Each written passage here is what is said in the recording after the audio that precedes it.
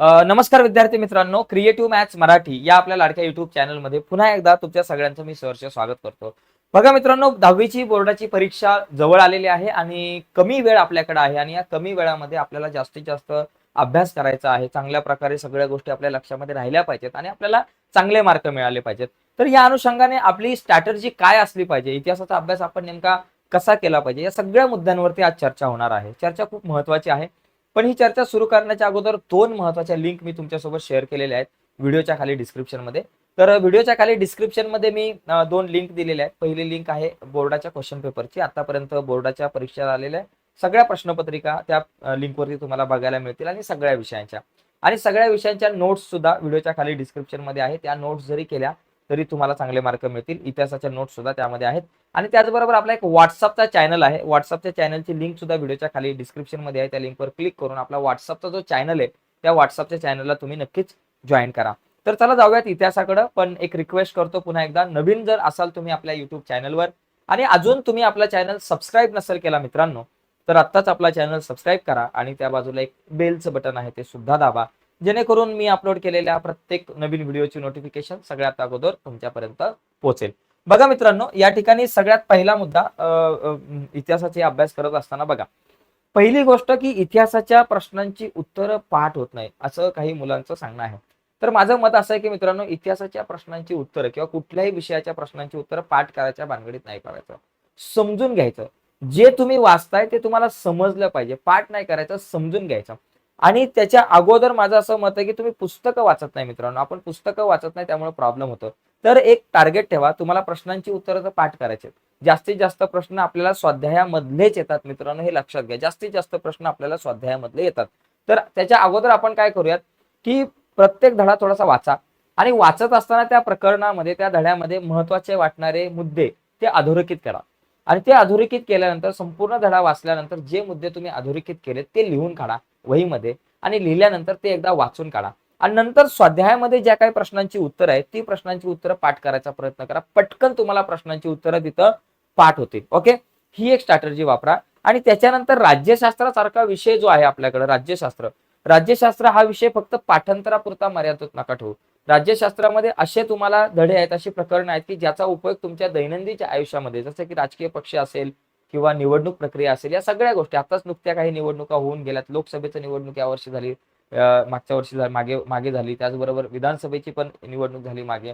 आणि त्याचबरोबर आता नगरपालिका, नगर परिषद, नगरपंचायत या निवडणुका आता सुरू आहेत. म्हणजे तुमच्या व्यवहाराशी निगडीत आहे. त्याच्यामुळे तो धडा तुम्ही फक्त परीक्षेपुरता मर्यादित नका ठेवू. तो धडा तुमच्या आयुष्याशी निगडीत आहे असं समजून घेऊन त्या धड्याच्या प्रश्नांची उत्तर तुम्हाला पाठ करायची आहेत. ओके, तर आता साधारणतः ह्या सगळ्यांचा अभ्यास करत असताना तुम्हाला प्रश्नपत्रिकेचं एकंदरीत स्वरूप तुम्ही समजून घेतलं पाहिजे. आणि त्या स्वरूपानुसार आपण थोडासा विचार करू की कसा अभ्यास करायचा, प्रत्येक प्रश्नाचं उत्तर कसं लिहिलं पाहिजे आणि प्रत्येक प्रश्नाच्या तयारीसाठी आपण कसा अभ्यास केला पाहिजे ते बघूया.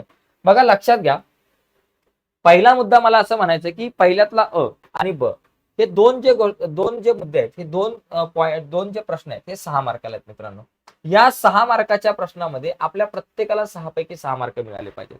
बघा कसं माहितीये का, इथे पुस्तकामध्ये जे तुम्हाला दिलेत, बघा इथं पुस्तकामध्ये स्वाध्यायामध्ये ज्या तुम्हाला रिकाम्या जागा दिल्यात, विधाने दिलेली आहेत आणि त्याचबरोबर जी विधानं तुम्हाला ज्या चुकीच्या तुम्हाला स्वाध्यायामध्ये दिल्यात त्या स्वाध्यायामधल्याच येण्याची शक्यता दाट असते. त्याच्यामुळे पहिली गोष्ट, स्वाध्यायामध्ये ज्या काही गोष्टी दिल्यात त्या सगळ्या करा, कारण त्याच्या व्यतिरिक्त जास्त येत नाही. खूपच एखादा प्रश्न आला तर त्याच्यामधला येतो. ओके, पण त्याच्या अगोदर जर तुम्ही धडे वाचले असतील, प्रकरण वाचले असेल, तर तुम्हाला तिथं काहीच अडचण येणार नाहीये.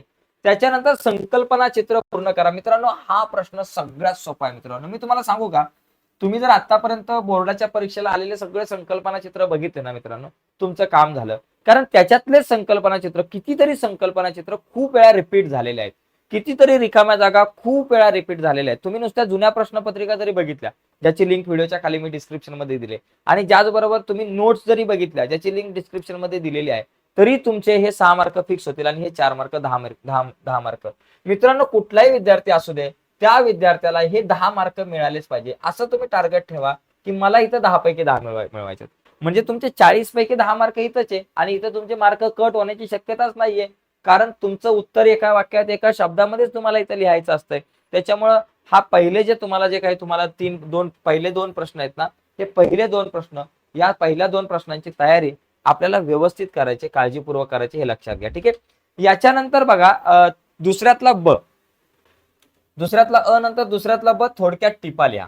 तर हा टिपा लिहा जो प्रश्न आहे, ह्या टिपा सुद्धा तुम्ही पुस्तक वाचत असताना बघा तुम्हाला दिसतात काही महत्वाचे मुद्दे. तर ते मुद्दे ज्यावेळेस तुम्ही वाचाल, पाठ कराल, त्यावेळेस तुम्हाला इथं खूप त्याचा फायदा होऊ शकतो. ओके. त्याच्यानंतर प्रश्न तिसरा. हा तिसरा प्रश्न जो आहे ना, विधाने सकारण स्पष्ट करा. 4 मार्कांसाठी तुम्हाला इथं या ठिकाणी 3 किंवा 4 या ठिकाणी कारणे दिली जातात. 4 पैकी तुम्हाला कुठली 2 कारणे सोडवावी लागतात. 2-2 मार्काचे. आता इथं जी कारणे लिहित असताना किंवा इतिहासाच्या प्रश्नांची उत्तरं लिहित असताना एक गोष्ट लक्षात घ्या मित्रांनो, तुम्हाला ही उत्तरं मुद्देसूद लिहायचे. तुम्हाला इथं 2 मार्काचा जर प्रश्न आला असेल तर साधारणतः 4 तुम्हाला मुद्द्यांमध्ये 4 पॉइंटमध्ये तुम्हाला उत्तर लिहिता आले पाहिजे, जेणेकरून प्रत्येक एका बरोबर पॉइंटला अर्धा मार्क, 4 पॉइंटमध्ये उत्तर आलं पाहिजे, एवढी काळजी घ्यायची. आणि कारणे लिहित असताना, सकारण स्पष्ट करत असताना हे 4 मुद्दे पाहिजेत. आणि त्याचबरोबर टिपा लिहिताना सुद्धा इथं इतिहासाच्या प्रश्नाची उत्तरं ज्यावेळेस तुम्ही लिहित असाल त्यावेळेस ती प्रश्नांची उत्तरं नेहमी मुद्द्यानुसारच लिहायची. मराठी किंवा हिंदी आणि इंग्रजी सारखी पॅरेग्राफ मध्ये लिहायची नाही. त्याच्यानंतर सगळ्यात सोपा प्रश्न मित्रांनो, हा जो चौथा जो प्रश्न आहे ना मित्रांनो, माझ्या माहितीनुसार तो सगळ्यात सोपा असतो. बऱ्याचदा इथं हाच एक प्रश्न येतो की एक तुम्हाला उतारा दिला जाईल. तो उतारा शक्यतो पुस्तकामधला असेल किंवा पुस्तकावर आधारित असेल आणि त्या उतार्याखाली तुम्हाला 4 मार्काचे प्रश्न दिले जातील आणि त्या प्रश्नांची उत्तरं लिहायची. हा उतारा व्यवस्थित एकदा नीट वाचायचा. अतिशय सोपे प्रश्नांची उत्तर असतात मित्रांनो.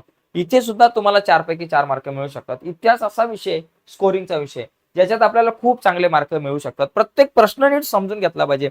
कुठल्या प्रश्नामध्ये कशा प्रकारचे प्रश्न विचारले जातात, कुठला प्रश्न मला खूप सोपा जातो, कुठल्या प्रश्नाची तयारी करायला मला थोडासा वेळ लागणार आहे, कुठल्या प्रश्नाच्या तयारीसाठी मला स्पेशल वेळ दिला पाहिजे, हा सुद्धा विचार केला पाहिजे. जसं की पुढील प्रश्नांची सविस्तर उत्तरे द्या, या प्रश्नाला तुम्हाला जास्त वेळ दिला पाहिजे मित्रांनो.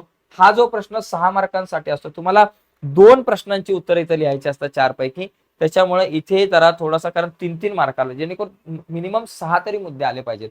आणि इथे सुद्धा बरेचसे प्रश्न रिपीट होतात. त्याच्यामुळे मागील काही वर्षे आलेले जर तुम्ही प्रश्न जर बघितले तरी तुम्हाला फायदा होईल. एखाद्या विद्यार्थ्याचा 0 अभ्यास झालाय, काहीच अभ्यास झाला नाही इतिहासाचा, त्याने इतिहासाचा निदान 50% जरी प्रकरणाचा म्हणजे पहिल्या जर का 5-6 प्रकरणाचा जरी अभ्यास केला तरी त्याला त्याचा फायदा होऊ शकतो. त्याच्यातले 2 प्रश्न तुम्ही सोडू शकता. ठीक आहे. म्हणजे पहिले जे तुम्ही जर बघितले 5 प्रश्न पहिल्यापासून एकंदरीत 5व्या प्रश्नापर्यंत जर तुम्ही बघितलं तर हे पहिल्यापासून 5व्या प्रश्नापर्यंतचे 5व्या किंवा 6व्या 5वा जो प्रश्न आहे इथपर्यंतचे जे प्रश्न आहेत ते सगळे इतिहासावर अवलंबून असतात. इतिहासावर आधारित असतात, जे एकूण 38 मार्काचे प्रश्न आहेत. 28 मार्काचे प्रश्न आहेत. आणि त्याच्यानंतर प्रश्न क्रमांक 6वा, 7वा, 8वा, 9वा हे प्रश्न तुमचे राज्यशास्त्रावर आधारित असतात, जे 12 मार्काला असतात. राज्यशास्त्रामध्ये 5च प्रकरण आहेत, परंतु ती 5 प्रकरणं जी आहेत ती अतिशय महत्वाची आहेत. ओके. 5 पैकी समजा एखाद्या मुलाचा काहीच अभ्यास झाला नाही, त्याने निदान 4 प्रकरण तरी करा, 3 प्रकरण तरी करा. नाही अभ्यास झाला, 0 अभ्यास झालाय, निदान 3 प्रकरण तरी करा, तरी सुद्धा तुम्हाला 12 पैकी 12, 10 मार्क, 10 मार्क तरी मिनिमम मिळू शकतात. पण त्या 3 प्रकरणां हा जो पहिला जो मुद्दा आहे, विधाने चुकी बरोबर विधाने पुन्हा लिहा 2 मार्काची आणि संकल्पना चित्र ही सगळ्या धड्यांमधली करायची. विधाने पूर्ण करा आणि संकल्पना चित्र सगळ्या प्रकरणांची करायची. आणि बाकी सगळे इतर प्रश्नांची उत्तर आहे ती फक्त पहिल्या 3 प्रकरणांची जरी केली तरी तुम्हाला चांगले मार्क मिळू शकतात. हा, ज्यांचा 0 अभ्यास झालाय त्यांच्यासाठी, आणि ज्यांना आउट ऑफ मार्क पाडायचे त्यांनी सगळंच केलं पाहिजे. ओके. आता 6वा प्रश्न काय, 2 मार्काचे तुम्हाला विधाने पूर्ण करा आहे. 4 ऑप्शन दिले जातात, इथे 2 पैकी 2 पडू शकतात. त्याच्यानंतर विधाने चूक की बरोबर ते सकारण स्पष्ट करा. बघा मित्रांनो, नुसतं चूक किंवा बरोबर नाही लिहायचं. चूक लिहिलं, बरोबर लिहिलं, अर्धा मार्क मिळेल.